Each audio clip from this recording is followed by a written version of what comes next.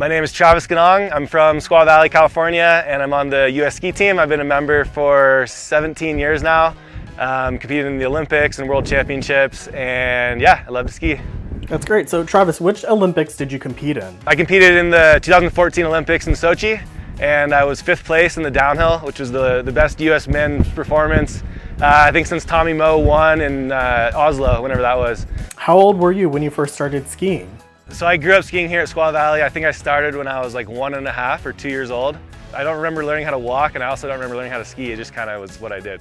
Out of curiosity, out of all of the athletes, which retired athlete would you bring back and why? As a kid growing up here in Tahoe, Darren Rolfs was one of my idols. He was a legendary American downhiller, won a bunch of races, he won Kitzbühel, and it was really cool to see him winning against all these amazing European athletes. I looked up to him as a kid, and just last week we actually trained together at the field in Squaw Valley. We did a workout, and he's still super passionate about ski racing and being an athlete, and it would have been fun to have him as a teammate. So yeah, that'd be cool to have him back.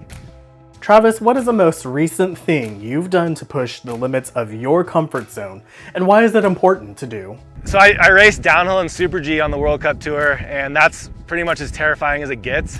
Like still now, to this day, every time I push out of the starting gate, I'm pretty scared, and there's a lot of risk that you're taking. So in the off season, it's really important to replicate that and do things that kind of scare you and get yourself out of your comfort zone. So this spring we went to Baja and we learned how to kite surf. And that was pretty challenging, just kind of working with the wind and like the kite, and there's so much power as well. And starting as a beginner again and like learning all the little basic skills until you get proficient enough to go out and like actually kite. It was really fun. It's always important to do something that scares you and keep you on your toes, and yeah, super fun. Is there anyone outside of your sport that you seek inspiration from? Honestly, my dad is probably the first thing that comes to mind. He's a local doctor here in Tahoe, and he moved here to ski and to be in the mountains and kind of built his whole life around that. So he built a house in Alpine Meadows around the backside of Red Dog so he could like skin up from the house to the top of the peak and ski down to the doctor's office in Squaw every morning. And so that's kind of like, I don't know, the spirit of skiing in the Sierras. It's like really inspirational. Like you live here and you make it work and you like live this lifestyle in the mountains. And that's what inspires me in like everything I do, like why I'm a ski racer and why I train hard in the summer. And he kind of gave me that inspiration. What attracts you to the Snow Sports Museum and being an ambassador for it? So growing up here in Squaw Valley, every morning when I drove into the valley, I would pass the Olympic torch and the Olympic rings.